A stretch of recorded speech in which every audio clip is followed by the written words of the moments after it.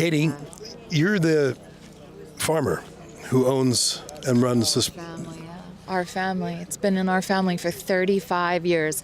We hatched most of those babies out there. They trusted us. How old are those birds? 35, a lot of 35, a lot in their 20s. I didn't know ostriches lived that long. Yeah, they live till 60 to 70 years old. So you would know those individual birds. Oh, we knew them. You named them. We named them. We loved them. And their lives were murdered. They were murdered a couple nights ago in the middle of the night by cowards, professional. Why at night? Because they're hiding. They hid. They've been hiding since day one when they got here. Canadian Food Inspection Agency has never come to the front line. I understand that they've never even met you, never even spoken to you on the phone, they don't even sign emails to you. Nope, no signed emails, no phone calls, nothing. They hide behind the RCMP. They've cut off all of our security cameras. They hid in the back. They actually did a tactic. They went out there when they took over and they started screaming, emergency, emergency. Got everybody panicked here just to see if there was anyone that they had to scare out of our pens. Oh my God. And then ever since day one, they've hidden in the back in their motorhomes. When they first set up camp, they took their motorhomes and they put their motorhomes on the hottest part of the zone, right over where we were disposing of the most virulent threat animals. And they parked their motorhomes on top. But because they were being watched and then everybody was doing their individual reporting, they moved their motorhome pretty quick. The whole thing was public health theater, wasn't it? This is a theatrical display of punishment. That's right. I mean, even the shooting, the way they shot them at night with the searchlights, it seems like it was a shock and awe tactic. Yeah. There's no coming back from this. Canadian Food Inspection Agency there's no coming back from this. The world watched and they listened to those pops go all through the night. The heavens opened up and it poured rain. It just poured rain on these animals that were down there. They thought when they should have been resting, they were late. They were probably running for their lives, tripping over each other's bodies, frantically in fear and in panic. And all you heard was they brought war to our farm. They brought a war. And what were the police doing during this time? All watching right here, making sure no one was going to go back, securing the area to allow these cowards to kill innocent animals that had so much life left to live. Do you know when they were herding our ostriches into their kill pen, we had roosters dancing? What does that mean? They were twirling and dancing, which means that they were happy. They were happy. Because they had no idea what was happening. They had no idea what they were getting pushed in for, what that was going to mean. They thought probably, maybe we're going to get actual food because they weren't getting food. Maybe they were going to get water because they were getting starved water from the Canadian Food Inspection Agency. This has been nothing but displays of the biggest display of animal cruelty, neglect, this is punishment. This is punishment versus justice for exposing the Canadian Food Inspection Agencies and all of their deficiencies, inabilities to follow their own protocols and their mandates. They cherry pick, they move the goalposts, they constantly make up new rules and laws, and they get to do whatever they want. Now, I understand, I haven't read it lately, but the court order that allowed them to seize all this territory required them to have a veterinarian on site. Is that correct? Yeah, absolutely. And that vet really sucked because obviously we had the death of spirit. We had hens that could barely walk with limps. There was no communication with what they were doing with those hens. Did the veterinarian even talk to you? No. So you're the farmer, you know these animals for 35 years, and the veterinarian wouldn't even talk to you? Didn't even talk to us, no. Now, you think there was a vet? You think that there was a vet there that night? Well, that's my question. Bullets, that gunfire rang out. Where was the vet? I was just reading about the CFIA's own manual about killing birds requires anesthetic or sedation, rather, not sedation or tranquilization, to deal with the pain, because they were shooting them.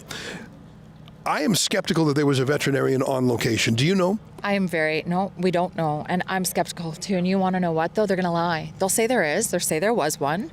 They'll lie. This is what they do the best. Canadian Food Inspection Agency, they kill and they lie. That is what they're the best at, is killing and lying. And I believe that 100%. What gets me and what actually pains me, even if it doesn't show, is that the cops are going along with all this. Yes, it is. Everybody keeps saying, we said to them, who do you call when you're watching animal cruelty? Who do you call when you're watching your animals being neglected right in front of your eyes and you're watching it too? Usually you would call 911 if you're watching a display of the cruelty, but they're all here. So who do you call? This has been, if this doesn't wake up Canada, I don't know what will, because hundreds of innocent animals were destroyed in a place that they thought was safe. And by hands, they trusted these people. They trusted them because they were domesticated animals that 35 years that had love and life and names, and then pops and gunfire rang out on our farm like war in the middle of the night. November 6th, November 7th are going to be days when I believe the world wakes up. Those are going to be days that are going to be remembered. A few weeks ago when I was here the first time, I actually interviewed a police spokesman, and I thought he did pretty well answering my questions. I had factual questions, and he gave me factual answers. I didn't like all the answers, but he answered them. And he stood there till I ran out of questions. Okay, fair play. Today, in the wake of the massacre, they refuse to furnish that spokesman. They claim he's in Surrey. I said, well, I'll talk to him on the phone. They refused to talk to me on the phone. Why? They brought in the worst set of RCMP and police liaisons for the worst moment of our lives. But why would they, when the crisis happened, when the massacre happened, when the fact happened, we were all waiting for the fact to happen. The fact just happened. Why would they pull their spokesman out now when now the world needs clarity and answers more than ever? To hide. They're hiding. They don't want to answer to the cruelty to what they've just done. They don't want to answer to the cruelty and the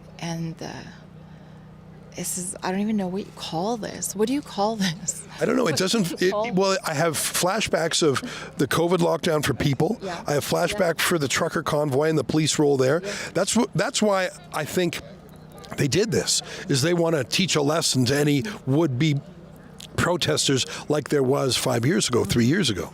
Yeah, they've just set a very dangerous precedence themselves. They thought we were going to, and that's what they wanted. They said this sets a dangerous precedent. They were taunting. Yeah. They were taunting different people here. It was so bizarre. I saw Chris Dacey's video. I saw other videos. The police liaisons who were supposed to be energy absorbers, lower the energy, lower the heat, calm things down. They were teasing and taunting. I thought, what are they doing? They're trying to provoke. Yeah, they did. It was time and time again. And the pain that our families that are going through. And they wouldn't even, there were so many times they wouldn't come to the fence, they wouldn't answer the questions, they wouldn't even open their windows. Again, they rolled up the window on me very bravely. And I've said they became glorified security guards. Yeah, and for rent. Yeah. And that's the thing, one of my questions was, who's your commander? Is it even a cop, or are you taking orders for some health bureaucrat? Yeah, no, I don't know. There's no coming back from this. Our fields that are empty, all the animal life that was so strong here just a week ago, there's no coming back from this. Let me ask you one last question. I'm very proud of Drea Humphrey, who's a BC reporter, who's been here really for months. She's come and gone back and forth. I think she's done about 100 stories. She even brought her family to stay with her because she couldn't be away from them. So we're very proud of her and my colleagues Sid Fizzard and Sheila and Lyndon. And there's other citizen journalists here too, Chris Dacey, who I know from Ottawa, and even half a dozen guys right now with their cell phones and Twitter accounts are doing a great job. Like, they're really breaking news. I believe that citizen journalists, we didn't stop the massacre, but we helped tell the story that others would have smothered. That's my view, but I don't want to be self-serving. You tell me what it's been like to deal with the mainstream media and to deal with the citizen media. This is easy. Mainstream media. Do you know the beginning of this? I always wanted to be fair. And I said, no, let's, they're being nice. They're going to give them a shot. They haven't done anything cruel, and they've done an unbiased approach. And so I'm going to work with this person, and I see this journalist is okay. And then they just turned on us. The only reporting that we could rely on here is reporters like Rebel, It's Chris Dacey, it's the people at Sarah we've had here. We've had all these independent people putting the real story out with the real people, not twisting anything, and showing Canada what is really happening in our country, what is happening here. And that is, I will never watch mainstream again. One thing I learned was when I would do an interview, it was the exact opposite on TV so that it would come across. So I was like, well, this is how it is. So if they say the sky is blue, it's probably green. It's just, it's a complete opposite. And so independent journalism we need more. We need way more of it. But this is what we're in fear of losing as well with the C9, right? So our voices, they want to smother our voices. They want to shut off our voice. And we got to rise up. Like I said, rise up, Canada. This is it. We need true leadership. We need true change. We need leaders that are not going to be afraid to take a chance, to show up on site and see the aftermath of what they're going to do to families or what they could do. And we need to see some true leadership, because our leadership sucks right now. It sucks. There's no other better way to put it. It sucks.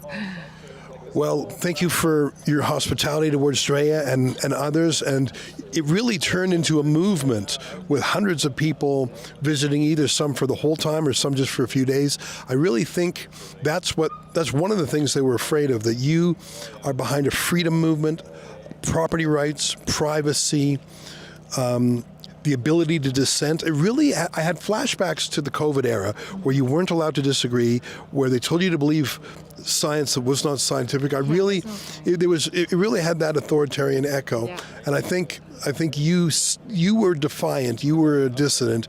I might say you were a rebel. Yeah. And nice to meet you. Thanks again for hospital. And we have a lot of work to do. Yeah. We have a lot of work to do, and we're not done yet, because the Canadian Food Inspection Agency needs to be held accountable for their actions here at our farm. Well, I can pledge on behalf of Rebel News that we will report every event. We'll help tell the story. We'll help correct the record. And please stay in touch with Drea and the rest of our team.